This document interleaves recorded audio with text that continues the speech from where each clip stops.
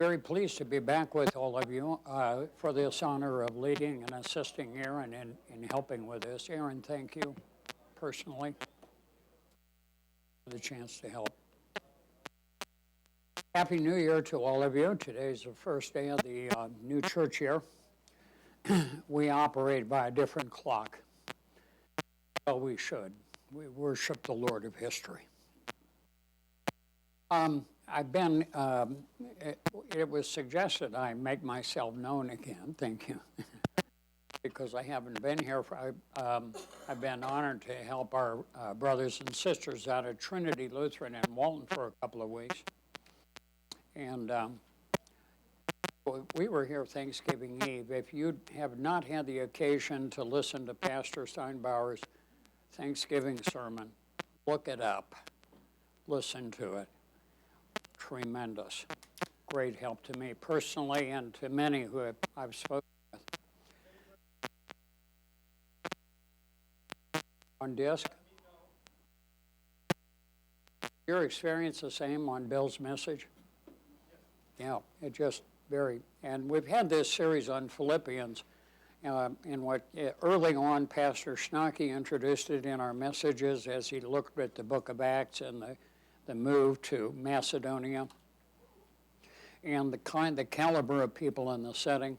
And then we've had the blessing of several series, and it reached a capstone then with this. And the goal of our pastors and our staff in this has been to enhance a sense of that community of joy in the middle of what we are facing in our world to be an attractive experience. I'm very pleased to announce to you that last Sunday when I was at Trinity in Walton, they had the honor of announcing that their call has been accepted. And so they're going to be getting a pastor. I know him pretty well. I had him in class. And so very pleased to announce that for them. And we'll see. I made in fact, I suggested the name to them. And I'm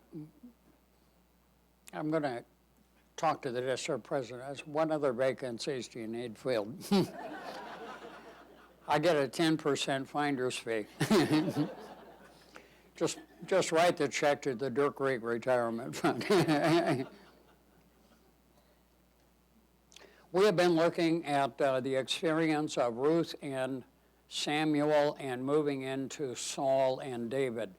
And we're going to a little bit begin to see by next week the process of moving from a confederation of tribes to a monarchy in ancient Israel. But let's start with a word of prayer. Blessed Lord, who has caused all holy scriptures to be written for our learning, grant that we may in such wise read them, hear, mark, learn, and inwardly digest them, that by patience and comfort of your holy word, we may embrace and ever hold fast the blessed hope of everlasting life. Through Jesus Christ our Lord. Amen. This is what we have been about and why we are doing it. These have been our purposes of this, to become more familiar. And we will see, especially some today, our confidence in the purposes of the Lord in history. And this will begin to become extremely important. Aaron, did he disappear? Oh, there you are. Did they decide what they want to do after? How do you want that? How do you want that to happen? Do you want some time at the very end? Next week? Okay. We're asking you to think about, you would like us to continue in 1 Samuel. If so, how would you like to see that enhanced or different? Or would you like for the time being to switch topics right after the first of the year? Because we will meet next Sunday, but then the following Sunday is Christmas Eve. And I think we have no. Well, today's the 3rd, isn't it? I'm sorry. 2 weeks from today, Aaron will be on next week. I'll be on the 17th, and then Christmas Eve and New Year's Eve. and we have only one morning service on Christmas Eve, and many of us will be traveling or being with family. You know, many of us guys will be doing finally our Christmas shopping that morning. So, just saying. We don't judge. We just observe. And so right after the first of the year then, we will take up our gathering here again, and we would like some direction on what would be helpful to all of you. And these are the dates.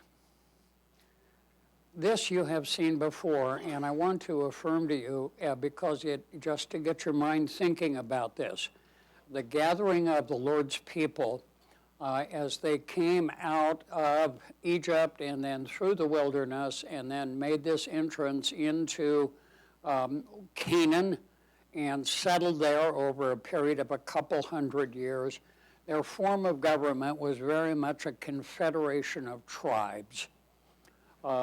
They had central places of worship, but they also had local places of worship, some of which got drawn into the local customs of worship that were devoted to other gods, and that we'll see that pop up in today's text.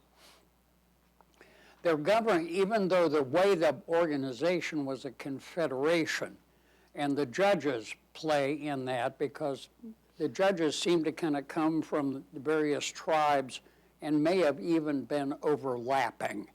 The Judges, the book of Judges should not be read, I think, as if one judge happened and then one judge, and then I think there's good reason to believe they were overlapping as various things going on. But their government was a theocracy. The Lord was their king and their leader. And so there was no central political authority. We are going to see this next week when Aaron talks about 1 Samuel chapter 8, the request, the demand, the hope, the expectation by the people for a king. And he'll be addressing, I'm sure, some of the reasons for that. One of the things that we've encountered in this experience is this Ark of the Covenant. And the last time that I was with you, I spoke a bit about that and showed you some pictures of what it may have looked like. But we know it to have been extremely important because the Ark of the Covenant led the people through the wilderness. It was attended by the pillar of cloud by day and the pillar of fire by night. And the Ark of the Covenant was associated with that. When they came to the edge of the river Jordan, they were led into the promised land by the Ark of the Covenant, being carried by the people, or by the Levites, and the people followed. And when they went into battle at Jericho, their first significant battle, the Ark of the Covenant was carried around the city over a process of a week. And the point of this is that the Ark of the Covenant, as a symbol of the presence of the Lord, indicates that the Lord is fighting the battle for them. So that the book of Joshua is written as holy war, jihad. And that is why you have this extreme, especially early in Joshua. When you conquer this city, burn everything up. The Hebrew word for that is Holocaust. Everything is to be sacrificed to the Lord. This concept of holy war all through the Middle East is common to the early religions. And so we should not be surprised that very conservative Muslims follow this same principle because it's in the Quran. And that's precisely what Hamas undertook, and when they talk about from the river to the sea, that's what they're talking about, is Holocaust, genocide. But the Ark of the Covenant, you will remember from the very early chapter of 1 Samuel, The ark is in the city of Shiloh, or the town of Shiloh. And that's where Samuel is taken as a young, very young boy, and that's where he grows up under the tutelage and the care of Eli. And that's where, that's precisely where the Lord first speaks to him. You remember the story from Sunday school, I'm sure, and from our study. The Lord calling to Samuel in the middle of the night, and Samuel, as a boy, thinks it's Eli. You remember the story in 1 Samuel 4 that the Philistines were invading, and we'll be looking at a map here in a little bit. And the Israelites gathered together. Samuel wasn't involved in this, but the Israelites gathered together and went out to challenge and to undertake war with the Philistines. But the Philistines were winning. And so they made the decision, well, let's go get the Ark of the Covenant and then we'll win. Don't you remember the old stories? Well, this doesn't work, and that'll be an important piece of what we mentioned today. Not only were the Israelites thoroughly defeated, the two sons of Eli were killed in battle, and the Philistines took the Ark of the Covenant, and they took it to their principal city of Ashdod. It was captured for 7 months. You remember the story of them putting the Ark into the temple of the god Dagon in Ashdod. And the next morning they went in, and the god Dagon was lying on his face worshiping the Ark of the Covenant. So they put Dagon back up, and the next morning the head and hands were broken off. And so besides that, then, there began to be a plague among the people. It reports mice and tumors, and we're not entirely sure what that was. And I've always kind of said, well, that sounds like a bubonic plague, Black Death. Other commentators I've read said it was like they were being overrun by mice, which is how most translations put it, not rats, but mice. And they were all experiencing hemorrhoids. It talks about tumors that they had. I'm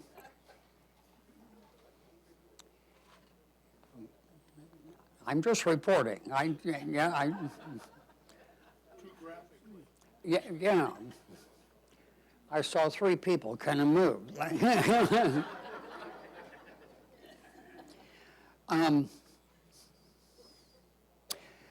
This is the god Dagon, and I didn't do a whole slide on this thing, but the god Dagon was supposed to be worshipped as a god of plenty and peace. There's some indication that the god Dagon was a fertility god, but it's a larger concept than that, well-being and peace, and which is precisely what the Lord seeks to do for his people. And there will come an important phrase here just shortly. Let's carry this on through. Because of the experience at Ashdod, they take it to their city of Gath, and the same thing happens there. So finally, they take the ark and they take it to Ekron, and again, the same thing. So they put it on a cart, a brand new cart, with 2 milk cows who have just given birth. And they said, if Dagon is stronger, the ark will stay here. But if the Lord is stronger, they'll go. Because you got these cows, and they've tied their calves over here. The normal reaction for those cows is to go to their calves, because the calves are crying to be fed. But lo and behold, the 2 cows take off with the cart, and they come to the really village of Beth Shemesh, which is just across the border from where this loose border where Philistia was, and it's in the area of Judah, the tribe of Judah. And so then the leaders of the Philistines go back. But the people of Beth Shemesh, they receive this ark, and they carefully set it aside. At the end of that story, which is in chapter 6, here it is, 19 to 21. In Beth Shemesh, 70 men get curious, and they go and open the ark and look inside, and they are struck dead. And so Beth Shemesh, they're not sure they want this either, and so they call to the people of the neighboring village, and this village is about 7 miles west of Jerusalem. We'll see it on a map. Kiriath Jearim. And the ark is taken there, and it's put into the care of a guy named Abinadab, and there it stays for 20 years. And we'll pick that up at the very beginning of chapter 7. I want to talk a little bit about the ark. Again, this I've mentioned. It is a symbol of the presence of the Lord. During the conquest, it leads the way into the promised land, but then it gets taken to Shiloh. I'll show you that on a map shortly. It's up in the mountains, north of Jerusalem. Shiloh is where Samuel grew up, even though his parents were not from there. They were from Ramah, R-A-M-A-H. But this is where the ark had been kept. The tent of meeting was there. And it is from there that the sons of Eli took the ark out to the battle at Aphek. We'll see that on a map shortly. And that's where it was captured. So I think there's a significance where it came from, and the Philistines capture it, can't handle it, and then it's taken back to another place. I'll show you that shortly. This is, however, the way they treated the ark, and this becomes important, in my opinion and observation, on how we see the Lord operating today. You have the ark, which is this holy symbol of the presence of the Lord. And without being told to take the ark or consulting the Lord, the people believe we can take the ark and it will do for us what we expect the Lord to do. And it gets captured. And they wonder what's going on here. I think one of the reasons Eli falls off his chair and breaks his neck at this news and then dies is the shock that the Lord is not as strong as the God of Dagon, or the God of the Philistines. In the ancient world, if you won a victory, part of it was saying, our God is stronger than your God. And so when the Philistines capture the ark and take it to the temple of Dagon, in Ashdod, they are saying to their God, here, we give you the offering of this God because you have helped us to defeat this God. In point of fact, then, that the fall of the idol of Dagon is saying, no, the Lord's saying, Dagon is not stronger than I am.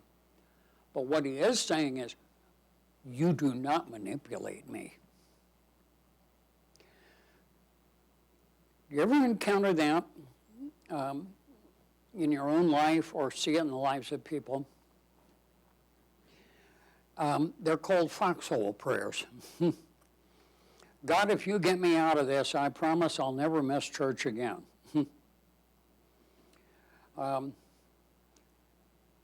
Reminds me of the essay that was written by one of the kids I had in confirmation class years ago. People were discussing whether or not there should be prayer in school, and this kid said, as long as there are final exams, there will be prayer in school. God, I didn't study for this test, but if you get me through this, I promise I will fill in the blank. You ever go through that? Of course we do. we kind of carry that sort of notion sometimes in terms of superiority. Well, our God's better than theirs, so we should win. We kind of carry it when we say, well, our culture is superior to theirs, therefore we should win.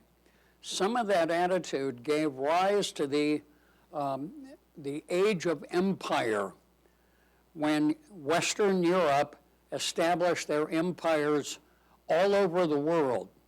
We have the superior Christian culture. It is the burden of the white man to bring Christian culture to the world. And therefore, we will control you one way or the other and make you adhere to Western culture. That really kind of held sway until the First World War, and especially right after the Second World War.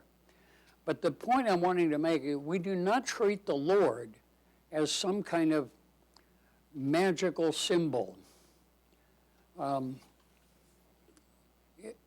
We see this, it is not wrong. It is a good thing to wear a cross, lapel, cross, necklace, and so on and so forth. But the notion that somehow that's magic and it can ward off evil or it can make me wonderful, that's carrying it too far. And we're going to see more of that. Here's the theology that I'm inviting us to consider, is that the failure of faith in the Lord has consequences. And that was discovered in the book of Judges, and it holds true in 1 Samuel. It will hold true in the monarchy. It doesn't matter if you're a king, a priest, a judge, or a commoner. Failure of faith and life in the Lord has consequences. Consequences is not the same as punishment.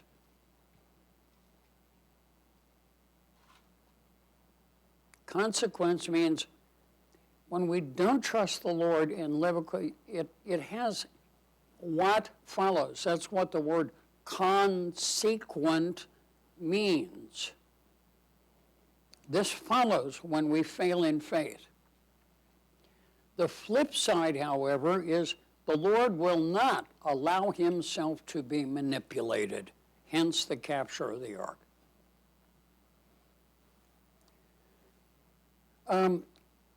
Even though the Philistines captured the ark, the Lord, for his own sake, will not allow his glory to be diminished, even in the face of the heathens. The Lord didn't act. The ark was captured. That's not control of the Lord. That's control of a symbol. But the Philistines are saying, aha, Dagon is more powerful than the Lord. And the Lord said, oh, no, he's not. And I will show you that, and it has nothing to do with the Israelites winning a war. I will not share my glory with any other. In the ancient world, this is important. A people, a city, were the bride of its God. That God, therefore, carried all of the sense of husbanding. Sometimes that got expressed in the way the religion was practiced, fertility religions. And then it got really confusing and messy. I want you to consider the biblical concept of masculinity, not maleness, masculinity. Because 99 and 44/100% of the time, what gender does the Lord use to describe himself? That's not a trick question. Male. God has a preferred pronoun. He, his. But it is in the Lord that we discover not just maleness, but masculinity.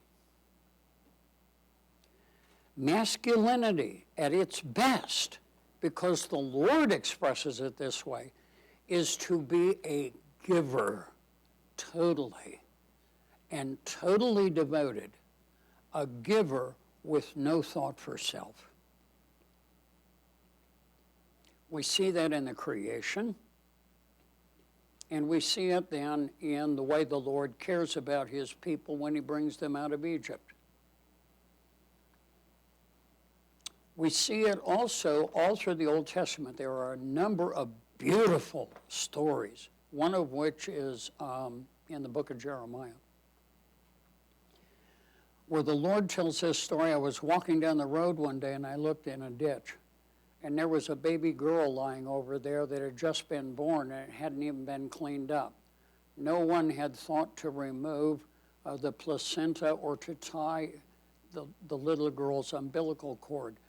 My heart went out, and I went and I did that, and I brought her home, and I raised her, and I cared for her, and I provided for her. And when she came of age, I decked her with everything that was beautiful. And then I married her. And how did she respond?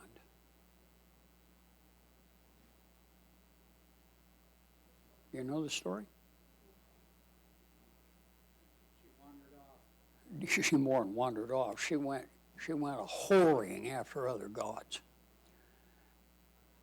Elsewhere in the prophets, the Lord says, Israel, you have become like a female donkey in heat. You're running everywhere to these other gods. And all you can think about is yourself, and you don't see my care and provision for you. In the scriptures, masculinity is presented as total devoted giving with no expectation. Femininity is receptivity of the giving that gives back. That becomes, in my conviction, a living parable in the human race. As a total aside, this is why I'm totally opposed to same-sex marriage. It rejects the understanding of the Lord, not just what he says, it rejects the understanding of who he is. And our receptivity as the daughter of Zion, bride of Christ, from the giving of the Lord. I further think in our faith life, this is why it's sometimes not easy for us men to get this, because embedded within us, at our best, is this masculinity of giving. That's biological, we give. It's social, it's emotional, it's economic, it's spiritual. But that makes it hard for us to be receivers from the Lord. All of a sudden, it's because we're part of the bride of Christ, but no, we're the givers. And so it's somewhat confusing for us. A lot of our hymns pick this up in terms of our receiving care from the Lord. And it goes back to this ancient picture that the God is the husband of the people, of the tribe, or of the city, the community. I have some, we could spend some time talking about those thoughts because this still holds to be the case then in our faith life. As the bride of Christ, Old Testament, daughter of Zion, our response to this one who has selected us and bound himself to us and provides everything for us is that of devotion, awe, gratitude, humility, confidence. He said, I am his. Of all the peoples of the earth, there's no reason the Lord should have chosen the Jews. They were nobodies. He said, "You're the one." That gives confidence, specialness, response. That's a summons for us to think about not only our faith life, but also our everyday lives. What it means to be male and female, masculine and feminine. I think it's, I don't know what you're going through. Some of you fellas who are retired, you hit this point, in our jobs, hey, I'm creative, I'm giving, I'm doing, I'm going, this thing and that. All of a sudden, that's cut off. As we age, sometimes our prowess fades, and it rattles us. Our sense of wealth gets threatened, and it rattles us. That's a personal and private thing that we need to encourage, listen, care for one another in our faith life as we go into that phase of living. But I think it also says something then, and we'll talk about this in some of the last slides. When you and I come to worship together, we sit together in the pews as the bride of Christ. We have come into the presence of our husband to receive the reassurance of his love and devotion, and to receive with joy and celebration, and then to return to our world saying, I'm the bride of Christ. How ought I behave? What confidence can I live in? But the Lord doesn't appear to us. Instead, there's this person up there speaking and doing on the Lord's behalf. I've heard one very serious and well-put argument that said because that's our visual reminder of the giving of the Lord, there should always be a male.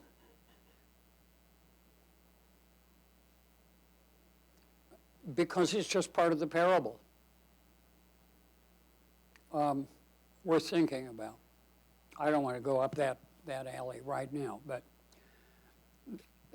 what I want us to understand for the sake of our own faith life, and maybe our own experience as we live in faith life, but then also in the everyday,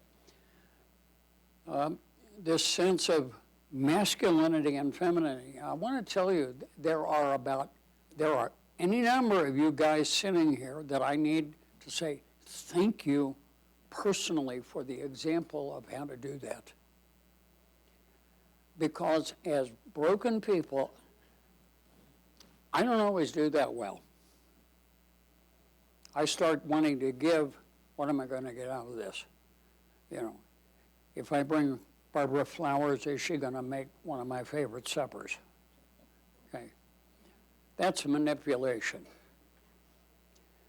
Furthermore, the response by the church, the bride of Christ, is not merely complying with God. It is the delight that says, our God has chosen us. And we are wed to him.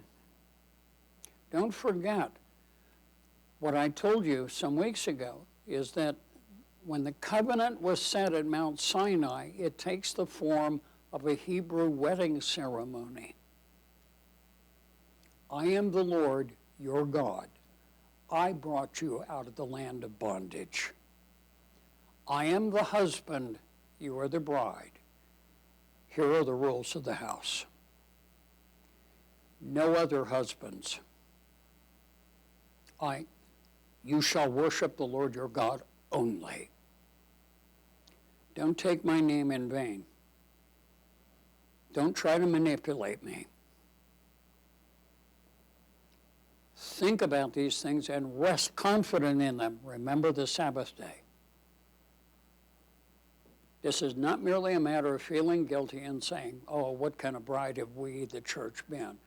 It's a matter of saying, you called us your bride. Yes, I did. and I'm still here. Okay? So, in recent weeks, again, this is what's happened. The Ark of the Covenant is released under its own power, and it goes back to Beth Shemesh. Now, here's a quick overview if you want to take a brief look at 1 Samuel 7, which is our assigned text for the day.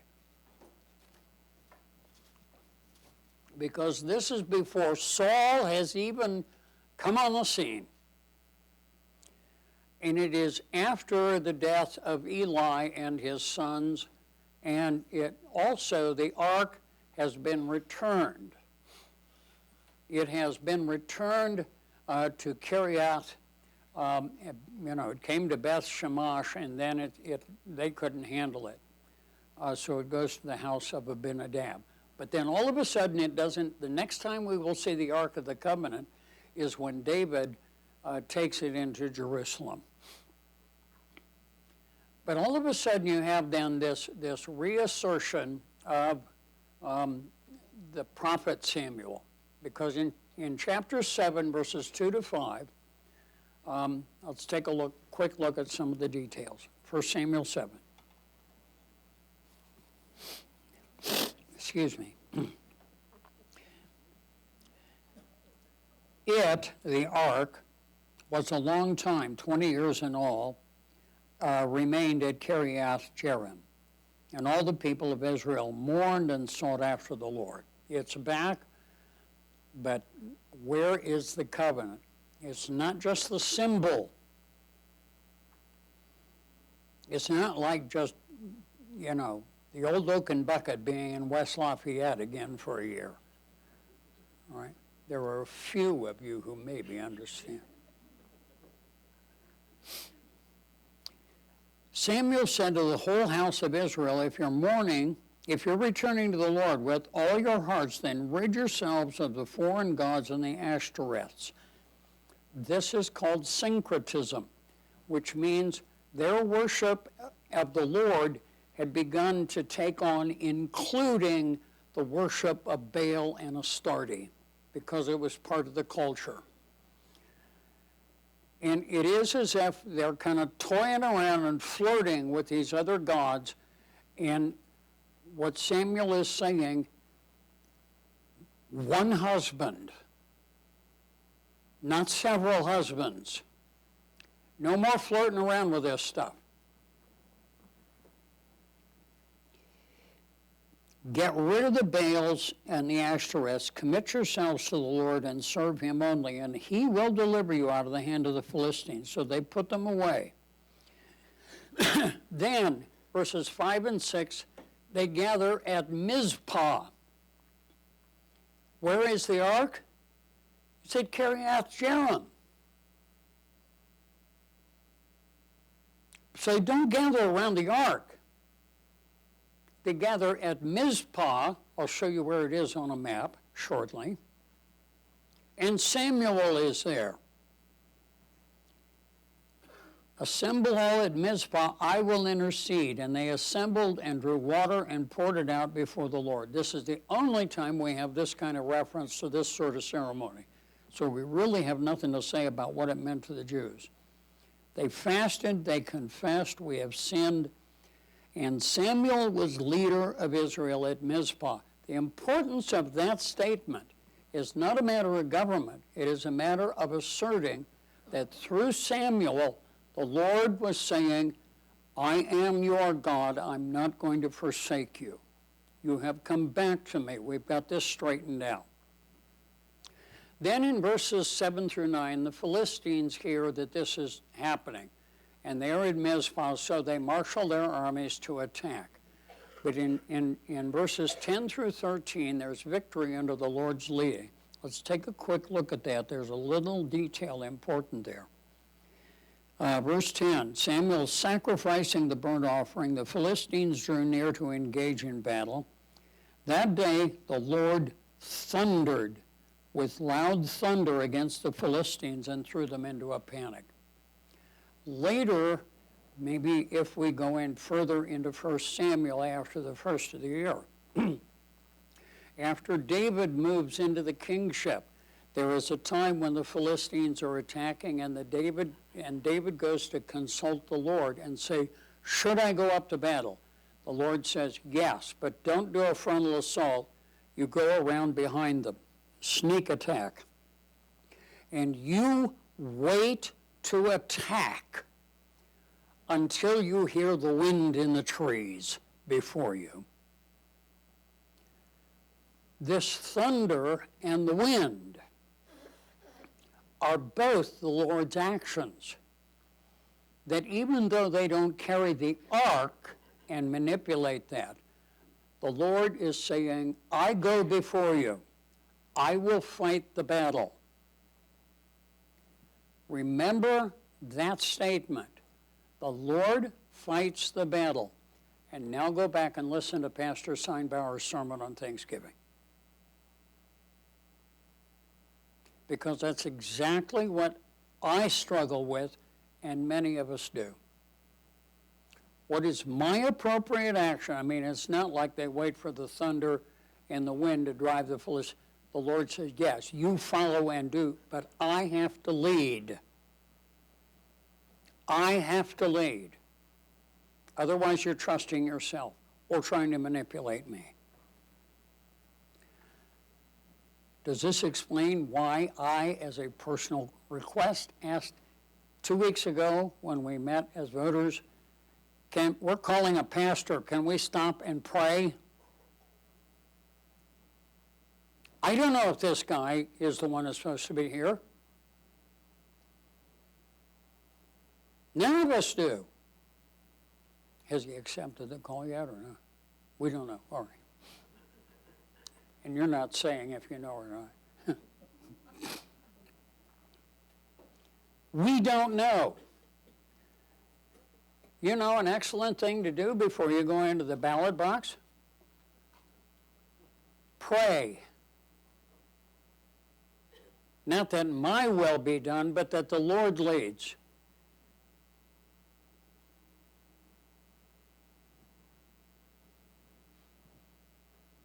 That is a matter of this wedding. So after they victor, then Samuel puts up a memorial stone called Ebenezer, which means the Lord has helped us hitherto. This little word right here, by the way, Eben, is the Hebrew word for helper. The Lord has helped us. I think this is interesting. Total aside. In Genesis 2, the Lord creates Adam as the pinnacle of his creation. And he brings all the animals, but a helper suitable for Adam is not found. What do you think the word for helper is?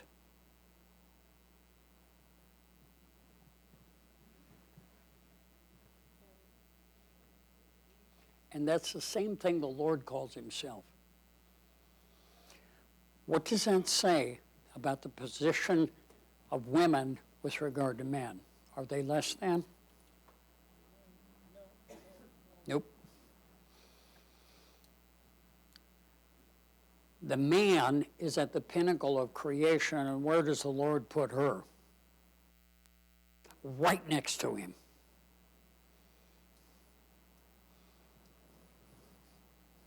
Just saying. Just saying. All right. Well, where to go? There it is. You've seen this map before. This is what I think is important, and then I'll show you a second map. This area in here is the area where Saul controls things, even though this sort of band through here is technically under Saul's influence. But when David comes on the scene later in 1 Samuel, it is down here that is the area of David's activity and influence. David is from these tribes. He's from Bethlehem. Saul is from here. And so these are regional candidates for kingship. Once David becomes king and unites the tribes, 7 years into his kingship, by the way, and then governs all of it for 33 years. And then Solomon comes, and the heavy tax burden. It is these people who were originally associated with Saul that break away. This is a remnant of this tribal confederation, not unlike our Civil War 150 years ago, 160 years ago now. Gosh, I'm getting old, Barbara. All right? Now this may not be real visible to you. Down here is the Dead Sea, and the River Jordan is just off over here. Up here is Shiloh. That's where the Ark of the Covenant was when Samuel was a young boy. Out, let's see, I think it went off the map. Nope. I had two maps here.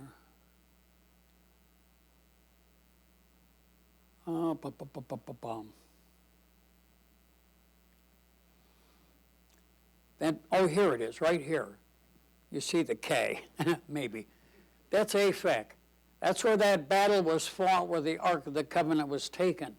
So they brought it from Shiloh, which is up here. They brought it out on the plains, and that's where it was captured. And then it was taken down here to Ashdod, all the way down here. Or again, I guess that's it. When it gets returned, all right, where are we here? Shiloh, all the way out here to Aphek, and it's moved around over here, and then it is taken to, down here is Beth Shemesh. You see them? Now the little village of Kiriath is not shown, but here is Jerusalem, and this place, Kiriath, is about 7 miles west of Jerusalem. Please notice that the ark has moved from up here in the area, right there is Shiloh. It's moved from the area of influence and control of Saul. It is moved down into this area of David. I don't know what to make of that, but I'm just showing you. There is this distinct geographical shift going on, and the importance of the ark as a symbol. Now, by the time we can look at the end of 1 Samuel 7, I'm looking at verse 15. Samuel continued as judge over Israel all the days of his life. From year to year, he went on a circuit from Bethel to Gilgal to Mizpah, judging Israel in all those places. But he always went back to Ramah, where his home was, and there he also judged Israel, and he built an altar there to the Lord. Now, let's see.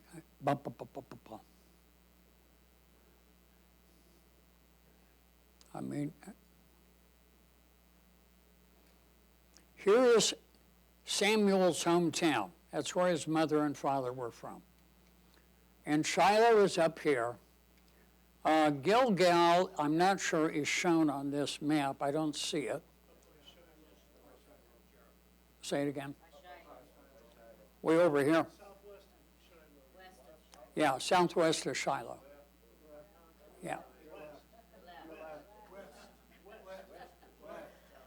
Left, southwest. No wonder I had a hard time getting to Nebraska. Oh, there it is.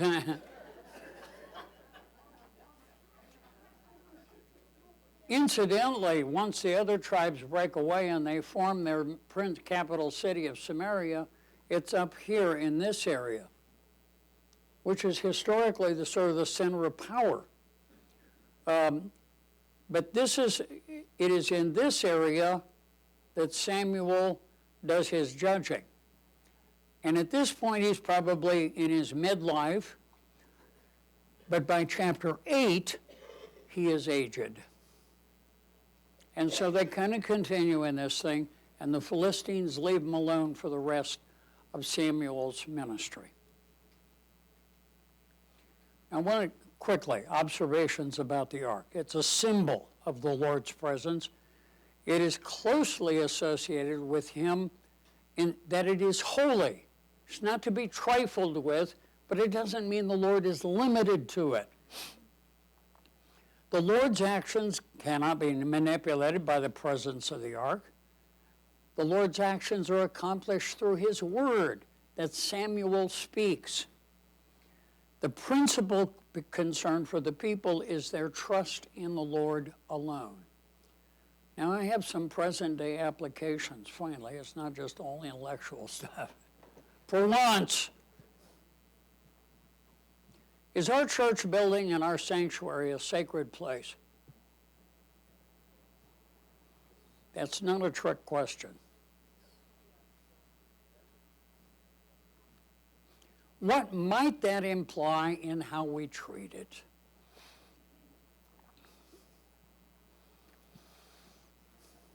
should be treated with respect and awe, solemnity maybe. Yeah. And we can get into little stuff about that. Is it ungodly to have coffee with us in worship? I don't think so. Pepsi, yeah. Okay.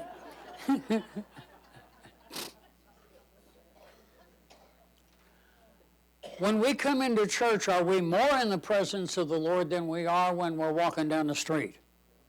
No. But we take this time to remember.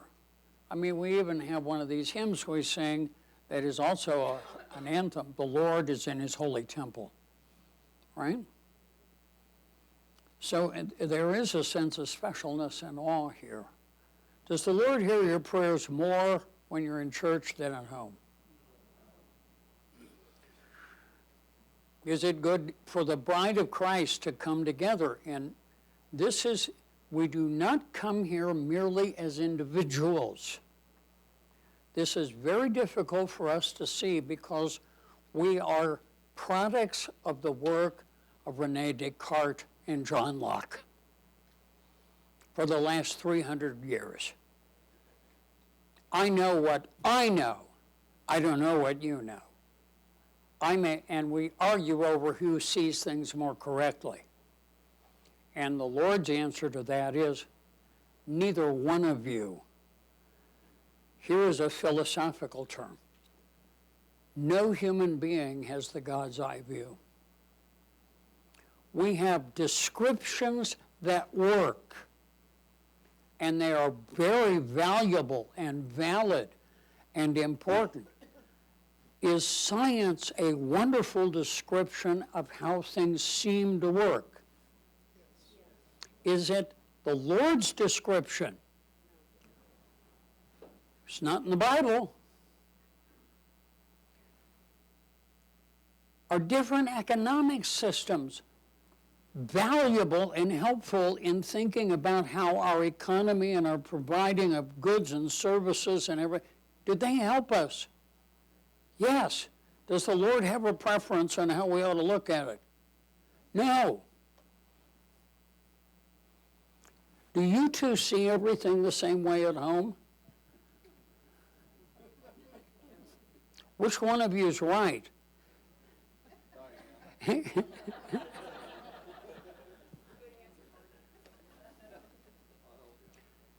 So it's worth discussing because each of us brings to this a view. And what we've gotten into is out of my selfish fear, I believe I am right. But that's because I'm afraid that I'm not good enough or that I'm going to have to. Have I ever taught you the man prayer? I am a man. I am wrong. I can change if I have to. Okay.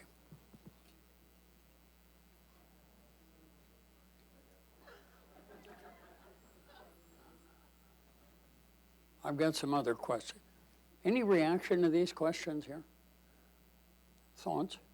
This is a source of many of us do what we call reverencing the altar when we approach for communion or working at the altar or conducting worship. Is that a requirement? Is it a good reminder?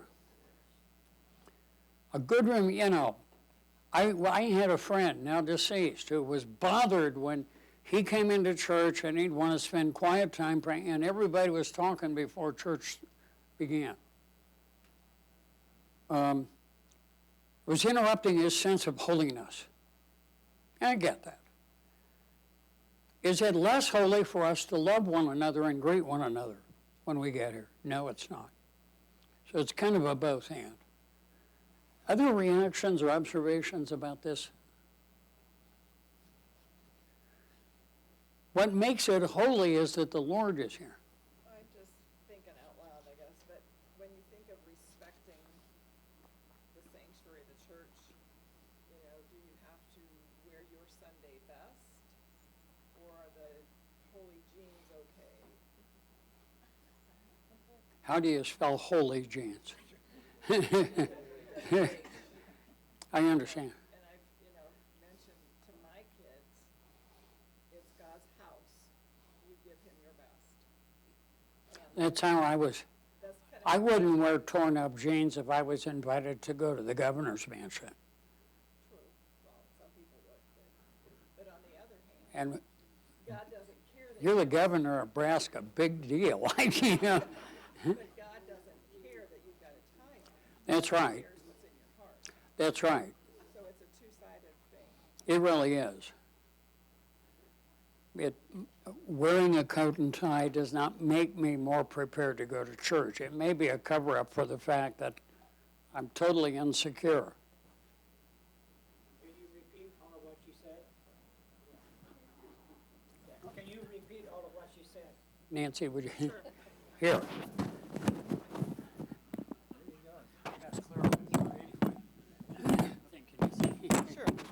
What I've told, ooh, my goodness, what I've told my kids growing up when they question that, I'm traditional Lutheran from way back when. You wore your Sunday best. You were polished and everything was perfect for Sunday morning. But as our kids grew up and that question came up, you're going to God's house, he deserves your best. And on the other hand, he cares what's in your heart. Not that Dirk is wearing a suit or he's got his suit and tie on today. Doesn't matter what you wear because God wants to know what's in your heart. And that's just my perspective. That's not biblical by any means, but that's just how I look at it when you think of being reverent in church.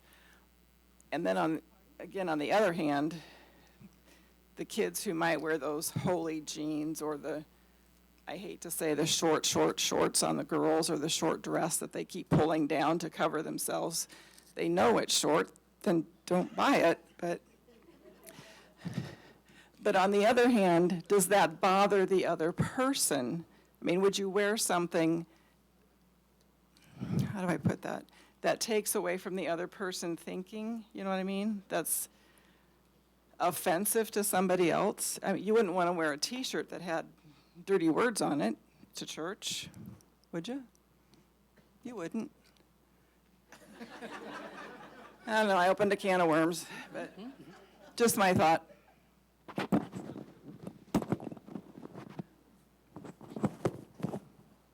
Thanks for mentioning. It becomes a challenge though when depends on where the holes are on your jeans.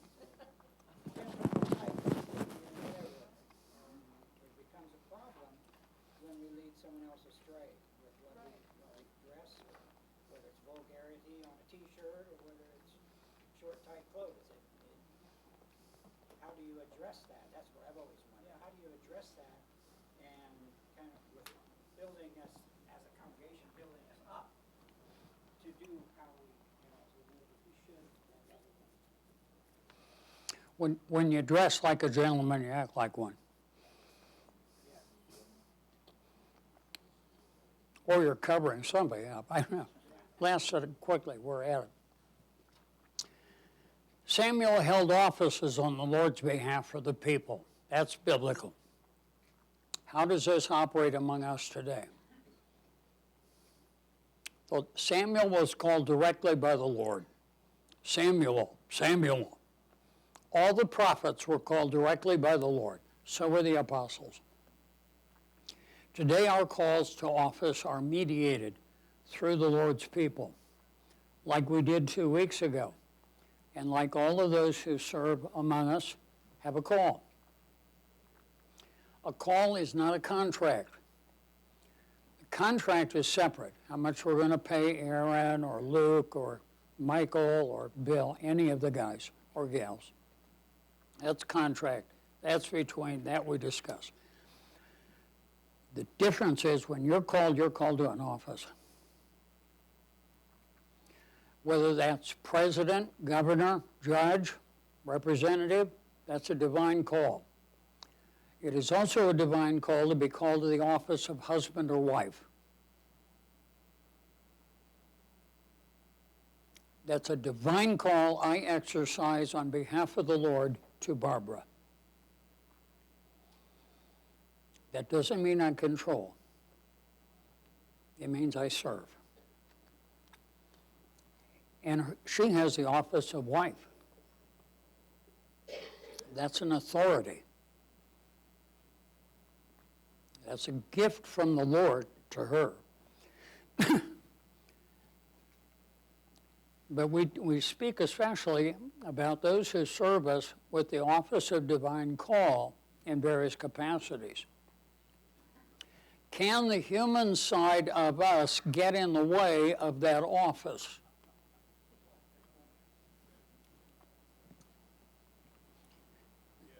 Yeah. Sometimes our very humanity is precisely the gift,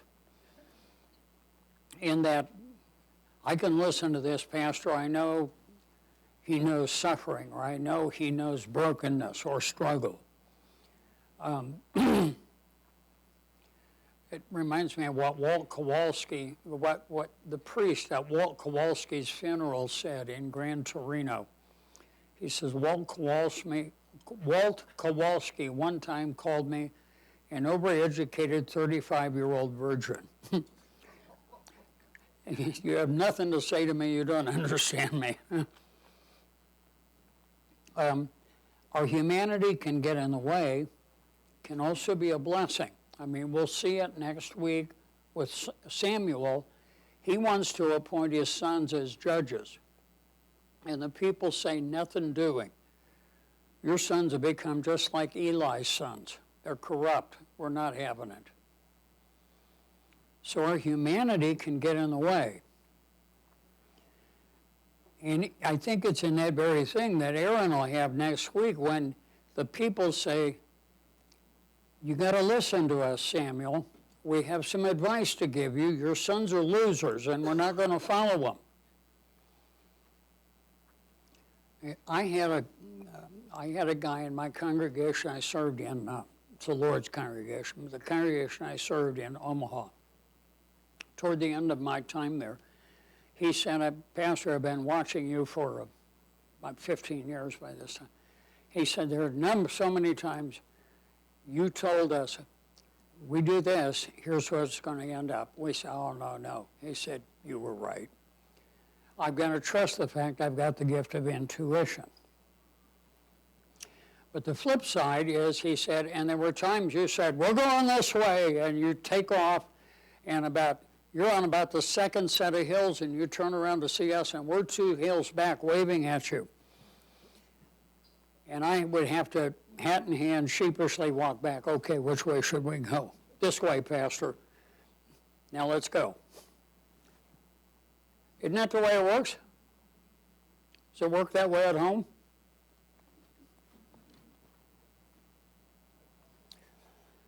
So how do we give balance to that in our everyday experience today? I think that's all I've got to say this morning. Good. You already gave me an extra 5 minutes. Take it out of my paycheck. Goodbye.